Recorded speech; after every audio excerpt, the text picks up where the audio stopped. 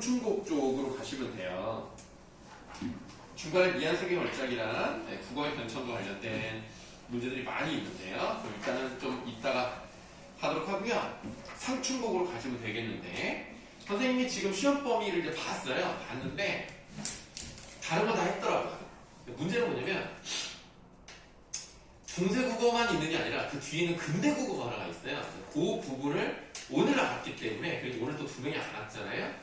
그 부분은 다음 주 토요일에 수업을 할 겁니다.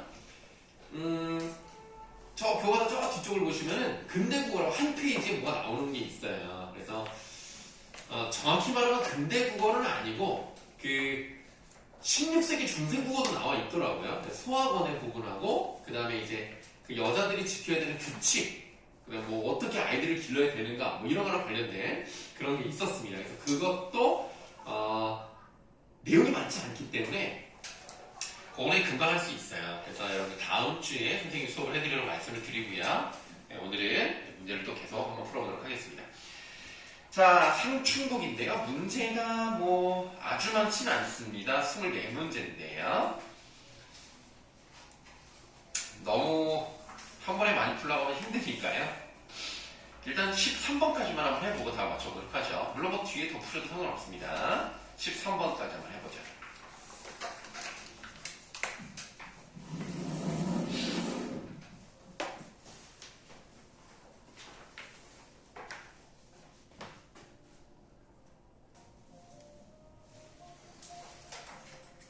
네, 이런 식의 문제는 나올 거라고 생각하시면 돼요.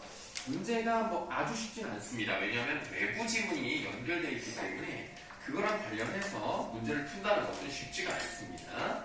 네, 이 정도 수준의 문제는 나올 거라고 생각하시면 되겠고요. 워낙 상충곡은 유명하기 때문에 다양한 문제 유형이 나올 수 있어요. 자, 일단은 우리가 남은다는 시험 범위가 아니기 때문에 일단 감은단 맨 1페이지부터 볼게요. 맨 앞에. 맨 앞에서 내가 두 가지만 일단 말씀드리도록 하겠습니다. 우리 가문단의 기억이라고 밑줄 쳐져 있는 부분에서 홍진에 묻힌 분네, 당연히 홍진은 속세를 의미한다고 말씀드렸고요. 속세에 묻혀있는 여러분들, 인해생의 어떠한 곳, 그래서 인해에다가 동그라미 하겠습니다. 인해라는 말이 들어가면요, 고전에서요, 나예요, 나.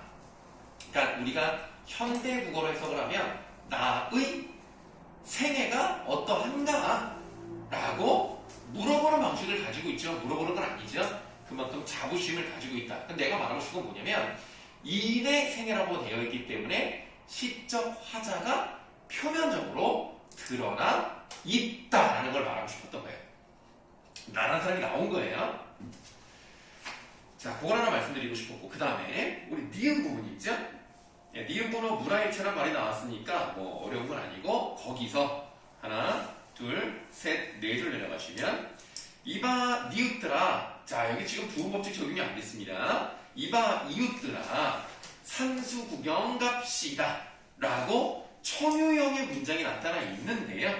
이렇게 했다고 해서 다른 사람을 불러다가 다 같이 모여서 가는 건 아닙니다. 이 부분에서는 우리가 그만큼 내가 다른 곳을 가겠다, 공간이 확장되겠다 라는 것을 보여주는 거죠. 실제로 다른 사람 같이 갔다는 것은 알 수가 없습니다. 이 두 가지를 말씀을 드렸고요. 이제 문제를 풀어볼 건데요. 일단 1번의 답은 5번입니다.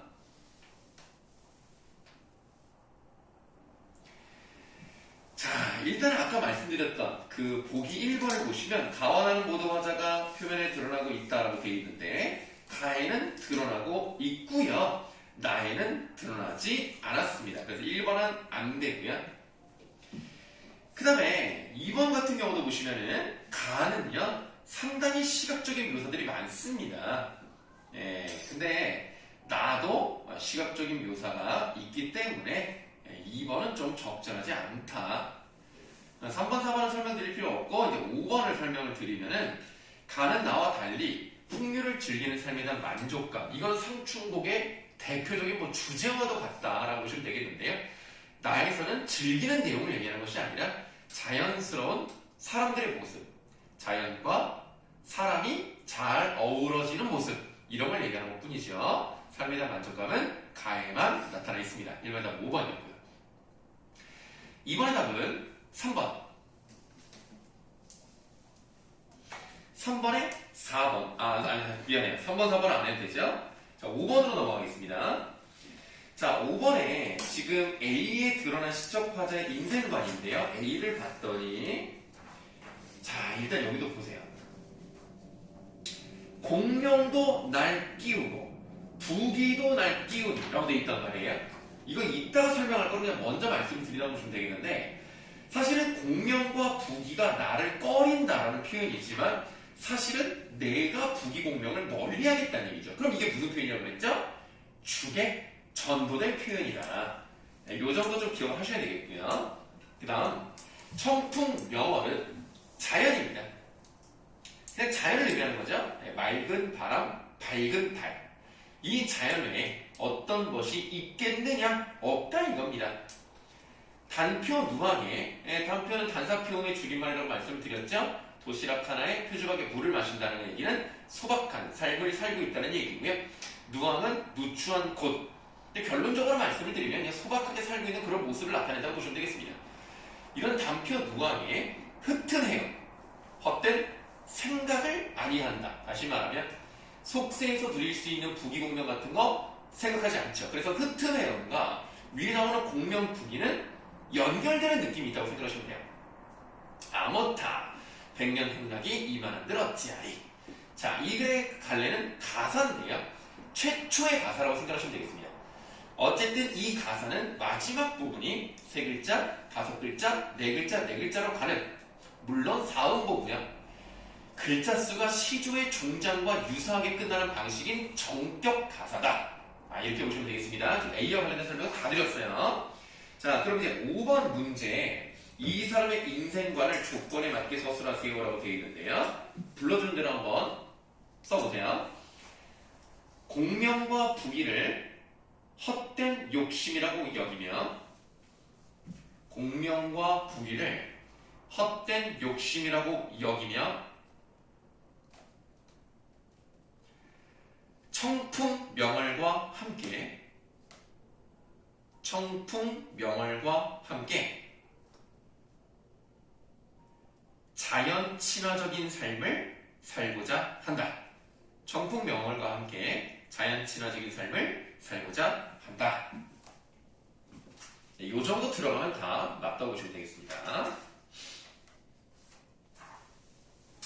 중요한 단어가 다 들어가 있고요. 6번으로 가볼게요.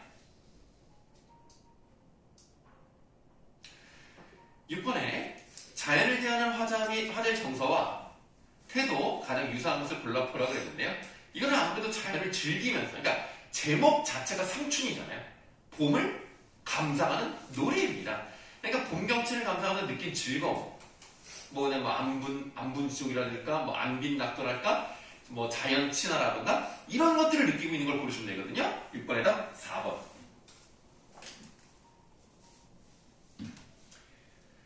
자, 4번을 보시면 초가집이 조용한데 벗없이 혼자 앉아 평조 한곡조에, 이 평조는 시조를 읊는 어떤 음률의 하나라고 생각하시면 돼요.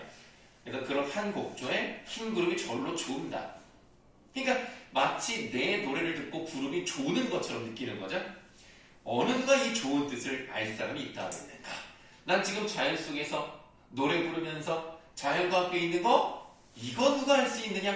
나 혼자서 잘 느끼고 있다. 그러니까 4번이 가장 적절하다. 이렇게 보시면 되겠죠. 혹시 이거 뭐 골랐어요? 3번. 3번. 3번은 이게 함정이라고 보시면 돼요. 왜냐면 지금 3번 같은 경우는 자연이 많이 나왔거든요. 그러니까 자연 친화적인가라고 오해할 수가 있는데, 요 뜻은 이런 겁니다. 춘산, 봄산의 눈 녹인 바람이 건듯 불고 간 데가 없어요. 건듯은 잠깐, 또 문득 이렇게 생각을 합니다. 문득 불고 간 곳이 없어요. 여기까지는 자연 얘기 같아요. 근데 그 눈을 녹인 바람을 잠깐 빌려가지고 머리 위에 불게 하고 싶대요. 그러면 이 바람이 하는 역할이 뭐였어요? 흰 눈을 녹인 것처럼 내 머리에 있는 흰 머리를 녹였으면 좋겠다. 그거거든요. 그래서 귀 밑에 해묵은 서리를, 여기 이제 귀 밑에 우리 불의 나룻이라고 하죠. 그 부분에 해묵은 서리니까 오랫동안 있었던 흰머리들을 좀 없앴으면 좋겠다라고 하는 것은 나이가 든 것을 안타까워하는 노래라고 보시면 되겠습니다. 3번은 관련이 없습니다. 네, 6번 같은 문제는 참 좋은 문제예요. 이런 것들이 나오기가 너무 좋습니다. 그래서 자연이 나왔다고 해서 다 자연 친화적인 것은 아니기 때문에 좀 알아두시면 좋겠습니다. 자, 이번에 7번으로 갈게요. 7번도 함정입니다. 함정이 있습니다. 답 4번. 자, 상추공 쪽이 문제가 어려워요. 지금 4번을 보시면 시냇가에서 화자는 떠내려오는 도화를 봤다. 일단 맞습니다. 물음을 떠올렸다? 맞아요. 무릉도원에 가고자 하는 자신의 소망, 여기가 틀렸어요. 왜냐하면 이 사람은 내가 꿈꾸는 이상향으로 가고 싶어를 얘기하는 게 아니에요. 이상향으로 생각되는 곳이 바로 여기다라는 얘기를 하고 있는 거예요. 내가 지금 여기에 있는 게 무릉도원처럼 너무너무 만족스럽다. 그렇기 때문에 가고자 하는 자신의 소망과는 관련이 없습니다. 그래서 7번의 답이 4번이에요. 요게 함정이에요, 여러분. 그럴듯하거든요. 좋은 문제였습니다. 저기 승민이 뭐 골랐어? 이거 저 아는 건데 옳은 거라고. 알겠어요. 그럼 저기 정빈이는? 1번. 요 1번 한번 들어보세요. 현실 정치에서 물러나 자연스럽게 묻혀 사는 즐거움. 맞죠? 네, 그러니까 이 사람은 속세를 떠났어요. 이 사람도 정극 있는 사람이라서 이 사람도 양반이거든요. 이 사람도 분명히 정치를 했을 겁니다. 그런데 지금 여기서 정치라는 내용이 없이 다 속세를 떠나서 자연 속에 있는 거고요. 그렇게 숨어서 자연 속에 숨어서 자연 속에 도피해서 좀 거기서 살고 있는 거를 은일한다. 그러니까 숨어 있다라는 뜻이에요. 숨어서 지내는 그런 내용을 글로 적었기 때문에 은일가사라고도 할 수 있는 겁니다. 알아두시면 좋을 것 같아요. 자, 8번으로 가시겠습니다. 8번에 3번이죠. 자, 디귿을 한번 보시겠습니다. 새 감정을 이입하여. 그럼 일단 감정이입이 맞나 한번 볼까요? 디귿을 봤더니 수풀에 오는 새는 춘기를 못 내겨 소리마다 곁에로다. 무랄티언이 흥이라고 다르겠느냐 하는 것은 이 수풀에 오는 새와 내가 거의 감정이 일치하는 겁니다. 그럼 감정이입이 맞아요. 근데 문제는 뭐예요? 새봄을 맞은 애상감, 슬프다는 거죠. 여기는 슬픔의 감정이 전혀 나타나지 않습니다. 이 애상감 때문에 틀렸어요. 나머지는 다 맞아요.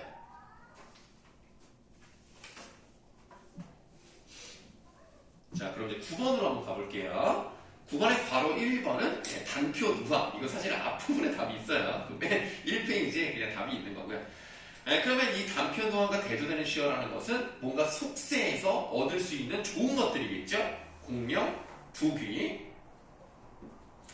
그러면 이제 A, B랑 관련된 화자의 삶의 태도. 잠깐만요. A가 단표 두항이고 B가 백년팽락이니까 뭔가 자연 속에서 즐기는 뭐 그런 것들과 관련해서 뭐 소박하지만 즐겁게 살아가는 그런 모습이 나타나는 거, 뭐 안분지족도 있을 것이고 안빈 낙도도 가능할 것이고 뭐 그런 것들 쓰시면 되겠습니다.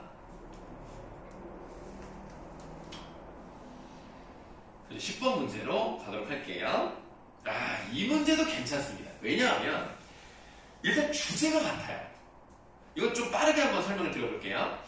산이나 에워싸고 씨나 뿌리나 살아난다, 밭이나 가면 살아난다. 그러니까 세속적인 욕심을 갖지 말고 자연 속에서 자연과 함께 살아라. 이거거든요. 그러니까 자연 속에서 즐기는 내용이 나와 있다면 이게 자연 속에서 생활하는 모습이 나타났다는 점에서 일단 큰 주제가 같아요. 근데 여기서 또 재밌는 게 뭐냐면 나만 재밌나? 산이 나한테 말을 해요. 산이 나한테 말할 수 없죠. 오히려 내가 산속에서 이렇게 살아야지 라고 다시마는 말을 했을지 모르겠죠. 그러면 이것도 뭐라고 봐야 됩니까? 주객 전도될 표현이라는 점에서 아까 우리가 봤던 공명도 날 끼우고 부귀도 날 끼우니 거기랑 똑같은 표현법이 생긴 거죠. 주객 주도될 표현. 자, 그래서 일단 10번의 답은 2번이 되는 겁니다. 좋은 문제예요. 그래서 이 보기를 보시면 들찔레처럼 쑥대밭처럼 금음달처럼 바람처럼 자연의 모습 그대로 살아라. 자연과 함께 자연처럼 사는 거예요.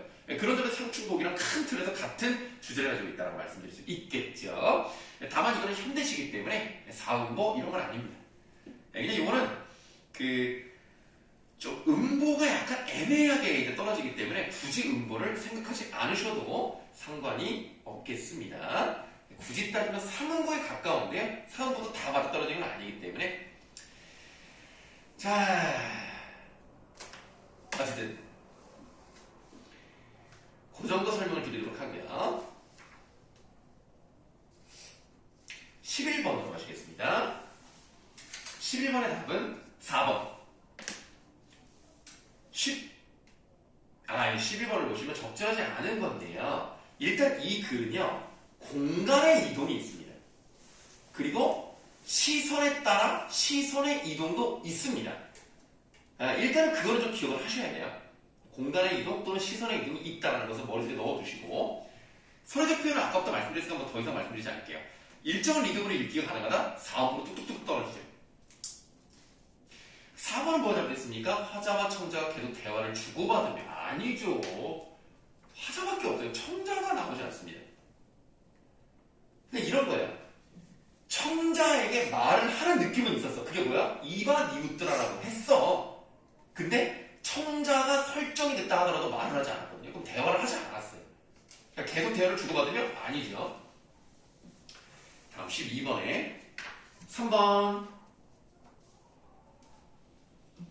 풍류를 즐기며 술을 마시는 중에도 건강을 염려하는 아예 그런 내용 없어. 아예 이 갈건으로 갖다놓고 라는 부분은요 술을 걸러서 먹는 소탈한 성격을 보여주는 거지 건강 걱정하지 않습니다.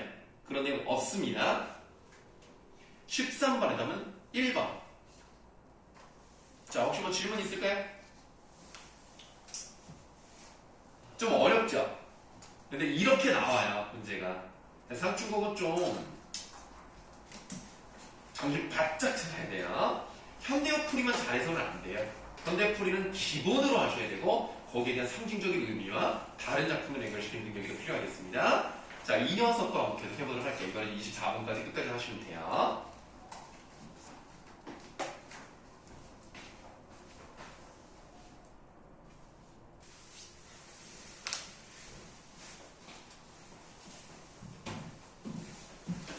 여기도 문제가 그렇게 쉽진 않았어요.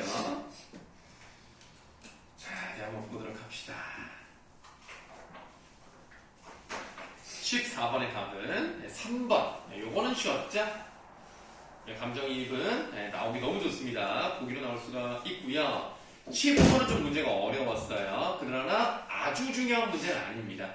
계절적 배경은 일단 봄이죠. 그 봄이 아닌 걸 고르시면 되겠습니다. 4번. 자, 우리가 고전은요, 약간의 공식 같은 게 있어요. 그래서 보기 1번에 동풍, 동그라미, 매화, 동그라미 두 개가 나왔어요. 이거 봄이에요. 보기 2번에 도화, 동그라미 봄입니다. 3번 그냥 봄이라고 나와 있죠. 이거 설명드릴 거 없고. 그 다음에 4번이 답이잖아요. 4번은 백곡을 성실하고 만물을 재촉하니. 이게 좀 어려워. 백곡은 100가지 곡식입니다. 온갖 곡식이 잘 자랐다는 뜻이고요. 그 다음에 두 번째 줄 오른쪽 부분을 보시면 백곡이 또 한 번 나왔어요. 백곡에 이삭이 피고요. 여물이 들어서 고개를 숙였어요. 즉 곡식이 잘 익었다는 뜻입니다. 서풍에 익는 빛은 황혼이 일어난다. 황혼에 세모하세요. 황혼이란 말이 나오면 언제나 그런 건 아니지만 노란 구름, 다시 말하면 곡식이 노랗게 익어서 흔들거리는 것을 비유하는 표현입니다. 그렇기 때문에 이거는 가을이에요. 황혼이 나오면 언제나 그러진 않습니다만 가을을 비유하는 표현일 수 있겠다. 그 다음에 5번에 버들숲가에서 버들에다 동그라미 하도록 할게요. 버드나무 나왔잖아요? 봄입니다. 그렇게 좀 외워두시면 계절적 배경을 찾는 거는 그렇게 어렵진 않을 겁니다. 16번으로 가시겠습니다. 16번의 답은 5번. 다른 건 다 맞고요. 5번에 술을 놓으며가 아니라 술을 세면서라고 해석을 해야 되겠죠. 뭔 차이예요? 술을 놓는다는 얘기는 바느질을 해가지고 술을 놓는 걸 얘기를 하죠. 모양을 만들어내는 거를 술을 놓는 거고요. 이거는 그 나뭇가지를 이제 분질러서 놓으면서 술을 세면서 몇 잔 먹었다.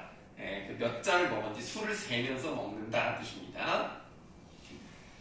17번에 괄호 1번 같은 경우는 대꾸법이 사용된 시행은 상당히 많기 때문에 뭐 다 쓸 수는 없고 한 가지만 쓰면 쓰긴 쓰는데, 예를 들면 좀 가까운 데서 찾으면 우리 결사라고 써있는 부분에서 나와요.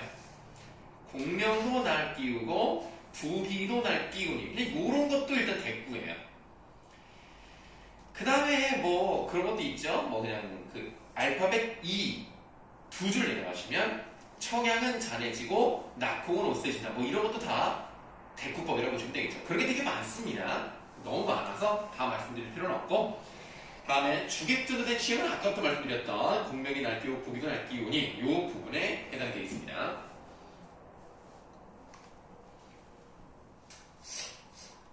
18번입니다. 3번.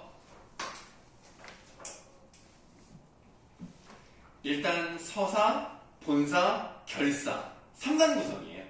3단 구성이고요. 자연을 묻혀 살아가는 즐거움을 노래하고 있다. 3번이 가장 적절하겠습니다. 1번은 뭐가 잘못됐어요? 삼음보가 아닙니다. 사음보입니다. 그 다음에 2번 시조의 종장과 유사하게 끝났잖아요. 그럼 정격가사라고 해야 되죠. 이게 잘못됐죠. 변격가사는 다른 거예요. 유사하게 끝나면 정격이고요. 그렇지 않으면 변격입니다. 그 다음 이 18번 4번은 좀 별로 좋은 건 아닌 것 같은데요.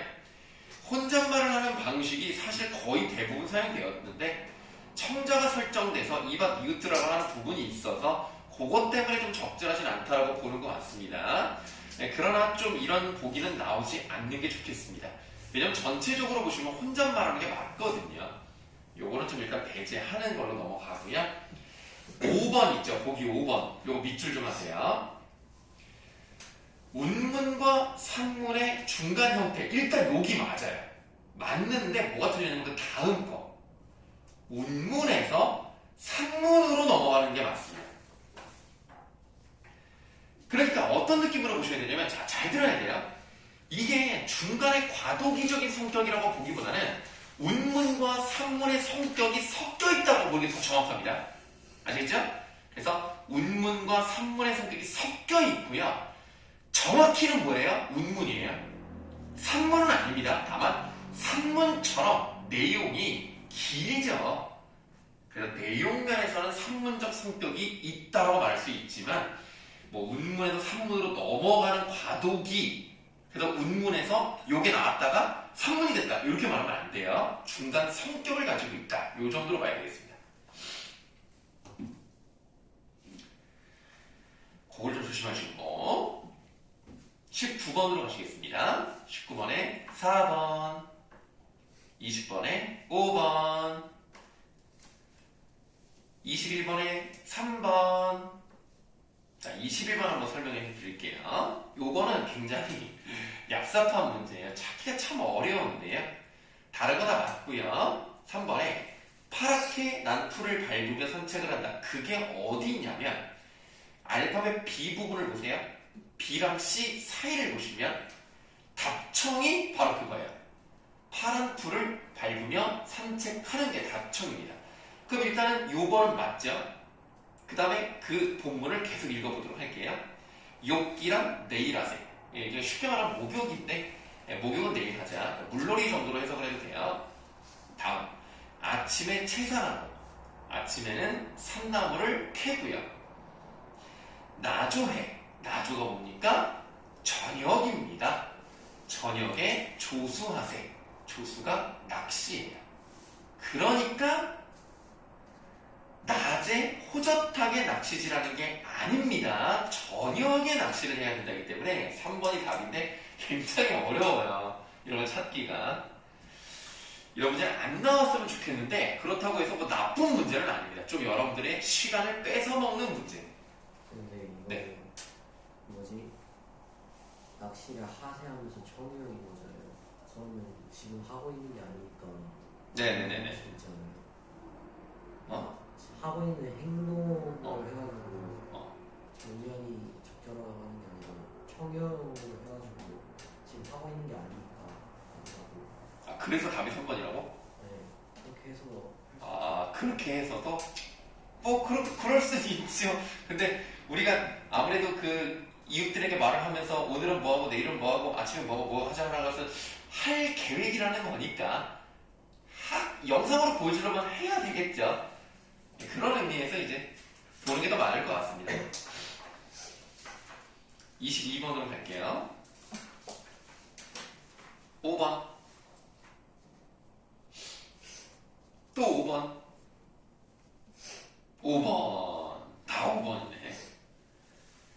23번 한번 설명을 드릴 건데요. 일단은 녹양방초. 이게 풀은 버드나무란 뜻이에요. 양이. 아까 내가 버드나무 나오면 무조건 봄이라고 그랬지? 그 다음에 방초는 꽃다운 풀. 그래서 봄을 나타내는 거고요. 답청은 아까 푸른 풀을 밟으면 산책하는 거니까 뭐 이거 맞고. 화풍. 화풍은 사실은 한자 뜻이요. 이 봄이랑 직접 연결되지는 않습니다. 그러나 잔잔하고 이렇게 따뜻한 그런 바람을 의미하기 때문에 봄이랑 연결될 수 있다고 볼 수가 있고요. 두변하는 진달래꽃이 봄에 피거든요. 그러니까 4번도 맞는데요. 연, 하, 일, 휘는 무슨 뜻이냐면 연이 안개예요. 하가 노을입니다. 일, 휘는 빛나는 햇살. 요 뜻이거든요. 그렇기 때문에 이거는 결국 모아서 뭘 얘기하냐면 아름다운 자연을 나타내는 말이기 때문에 반드시 봄을 나타내는 건 아닙니다. 뭐 여름도 연하일일 수 있는 거, 가을도 연하일 수가 있는 거예요. 그렇기 때문에 이제 답이 5번이다. 근데 이런 건 안 나와. 그냥 여러분들이 연하일이라는 말의 뜻을 알아두는 거는 그냥 국어를 공부하는 사람으로서 좋은 거고요. 이런 문제는 나오지 않을 거라고 예상을 합니다. 자, 혹시 뭐 질문 있으실까요? 상충곡이 네. 운문형인 거죠. 뭐라고요? 상충곡이 운문형인 거예요. 운문이죠, 당연히. 네. 그냥 그거는 헷갈릴 필요가 없어요. 그냥 운문이 맞습니다. 사음보 연체이기 때문에 무조건 운문이고요. 운율을 가지고 있는 글이라서 운문입니다. 다만 내가 말씀드렸던 것은 기존의 그 시조에 비하면 상당히 내용이 방대하거든요. 그래서 이제 산문적인 성격이 있다고 말씀을 드린 것이 산문은 절대 아닙니다. 자, 이렇게 상충곡이 자꾸 여러분들을 힘들게 합니다. 자, 시간이 좀 됐으니까요. 좀 쉬었다가 이어서 만능하고 서경절곡을 쭉 풀어보도록 할 거예요. 쉽시다.